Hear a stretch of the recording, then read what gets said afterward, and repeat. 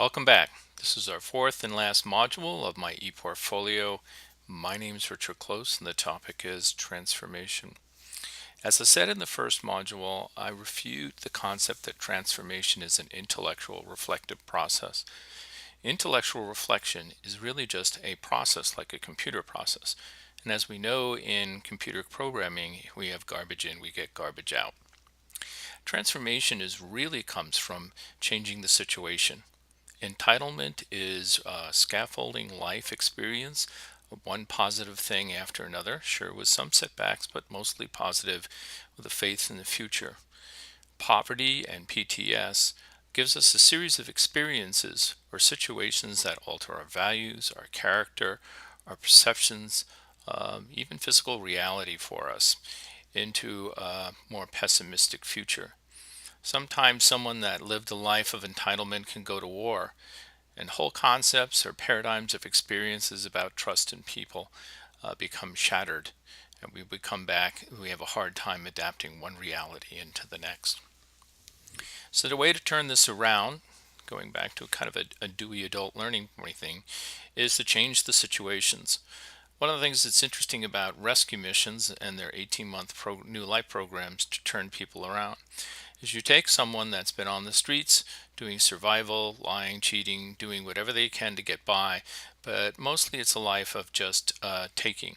And you put them into an 18-month experience where everything is flipped inside out and upside down, where all of a sudden they have to be the ones that are offering food to other people, clothing other people, cleaning for other people, and helping other people out. And it gives them a completely different experience. Positive experiences in literacy programs, values serving others and contributing, becoming a contributing part of society and the community. And the community basically respects highly men that are going through these programs, along with women. And the community basically has a high level of respect for people that are going through these programs because they know they're very, very difficult. It's a 6 o'clock in the morning till 10 o'clock at night experience, but that will change the lifestyle. So basically, we have to replace the experiences. So here is a case where I developed a Discover Your Gifts program. This was a program that was 8 lessons along with a life skill program that was initially taught for a year in the Women's Center of the Bridgeport Rescue Mission, of which this house is, and that's one of the women down below. What was very interesting about this is we flipped a lot of things around. So one of the first courses was on learning skills using the VARC program. And what we did is we used it as a way of not discovering what limitations people have, but discovering where their strengths were and how to build on it and how to study on it. And all of these lessons were collaborative based where there was a little bit of learning, but most of it was around a long table with 18 to 14 women in it. And frequently I would show up with just a little bit of curriculum and think that how in the world could I fill 2 hours, and we would go to 3 hours with the content because people have a lot of self-teaching and teaching they can share with one another's. The whole thing would evolve in a very electric way. It was a great program. Another program and how I work with transformation on a global basis, I was asked to speak on massive sustainable collaborative learning for the Sustainable Development Goals in the United Nations headquarters. And this was also based on some of the research and work I did on a UNESCO grant to build a digital story community that hit about a dozen countries in Africa called This Is My Story. I am Africa, this is my story. And it's a whole series of YouTubes which are still posted in a community in Facebook, on YouTube, excuse me. And this was, again, a collaborative way of learning, of students sharing their experiences of why they've gotten so far as they have, who helped them do that. And the feeling was quite electric in the room when we did it. On giving back, this is a presentation that was really for demonstration audio purposes for teaching in Africa. It contains the photography I took in the Kenya Rift Valley. I am please excuse the fuzziness of the pictures. The whole idea was to focus on audio, but I think for a couple of minutes, about 5 minutes, this is worth a watch. In the remote Kenyan Rift Valley of Kitale, the purpose-driven church has built a life between a church and a town. In a unique model for every paid student they take on a street child. In a place racked with poverty and wars, learning thrives and lives are transformed.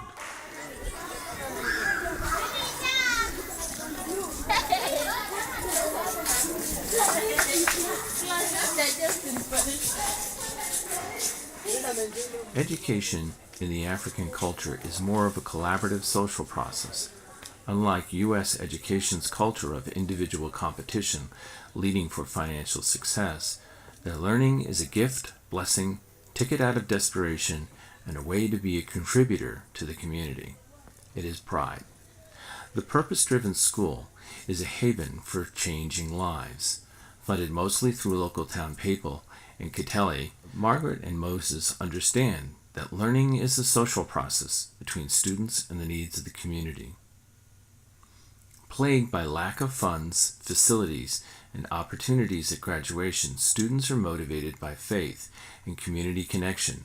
Not unlike much of African schools, 3 children share a desk, 1 workbook, while others stand in the back. When tired from standing, they rotate into seats. And yet, to be at school is a huge honor. One time, a few weeks before the election and tribal wars, I was helping a leadership training program. A monsoon drowned out our talk on the tin roof, and so we burst into song until it passed. After about 3 songs, it did. Listen to the onslaught of praise and song against the pounding on the roof.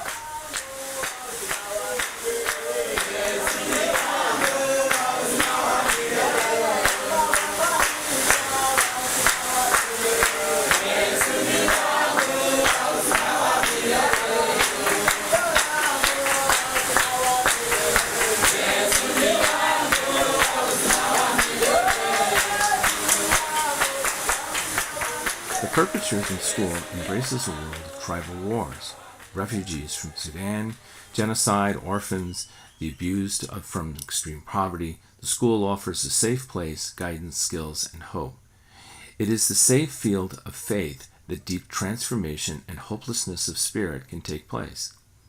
Often the best way to transform a community is through song. Listen to the message of these young women, bringing their message to the community to support them. Working people of all kinds, my mommy and daddy, my best friends always. They wanted me to grow spiritually, be a better person in future. But do you know this was only a wish? That even today, we still wish, and wish. Dear mommy and daddy, we want you daily. Every day we long for someone to encourage us. Mommy, do you know we have In the 1920s industrialized education system of the U.S., educators like Dewey and Lindemann warned us that learning was in fact a social process, something that Africa has known all along. So why don't you come and help and teach in Africa? You'll never be the same ever again.